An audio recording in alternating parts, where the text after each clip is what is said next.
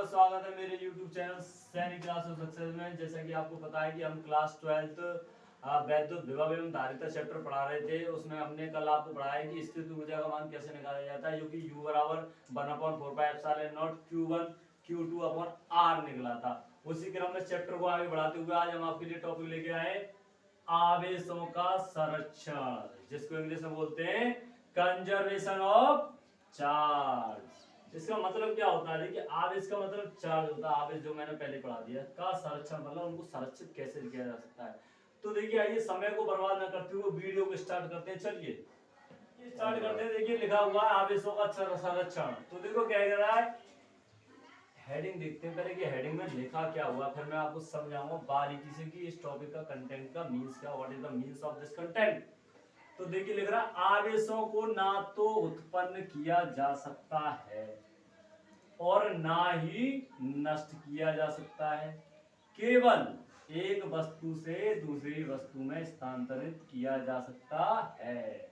यानी कि आवेश और संरक्षण का नियम क्या कहता है?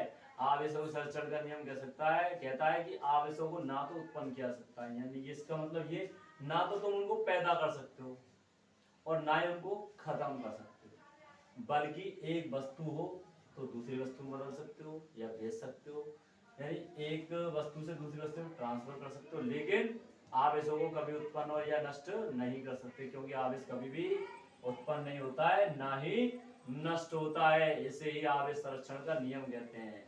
अब पूरी एक लाइन में बोला जाए तो एक लाइन में बोले तो हम क्या बोलेंगे? आवेशों को ना तो उत्पन्न किया जा सकता है नहीं नष्ट किया जा सकता है, जबकि एक रूप से दूसरे रूप में स्थानांतरित किया सकता है। ये हो गया आवेश संरक्षण का नियम हिंदी मीडियम के लिए। अब हम इंग्लिश मीडियम वाले बच्चों के लिए कंटेंट लेके आए। देखिए इंग्लिश मीडियम वाले बच्चे क्या समझेंगे? Charge not created and not destroyed, only transfer from one object to another object.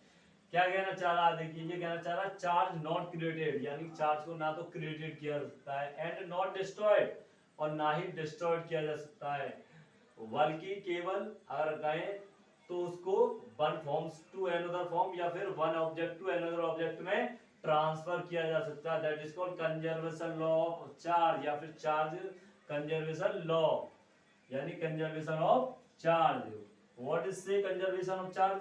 Conservation of charge या conservation law of charge say that charge not created and not destroyed one only transfer from one object to another object. इसके लिए हम example लेंगे।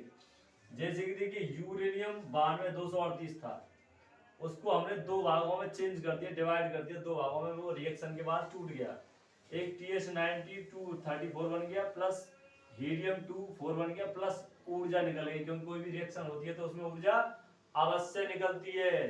तो हमने एक चीज देखा कि इसमें हम कांड करते हैं आवेश या चार्ज कुछ चीज घटी या बढ़ी, तो हमने देखा कि ये जो था एटॉमिक नंबर 92 था, 92 था, तो हमने देखा 92 यहाँ 90 और 2 92 था, 90 और 2 भी 92 होता है, यानी रिएक्शन के बाद भी 92 ही रहा, 92 ही रहा, एटॉमिक नंबर भी नहीं बदला।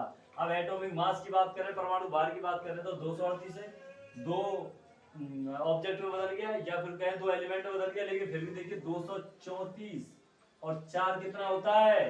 238 ही होता है। इसका मतलब हमें पता लगता है कि हम कोई भी रिएक्शन कर लें जिसकी वैल्यू जितनी है उतनी रहेगी, चाहे उनको कितने पार्ट में डिवाइड कर लो।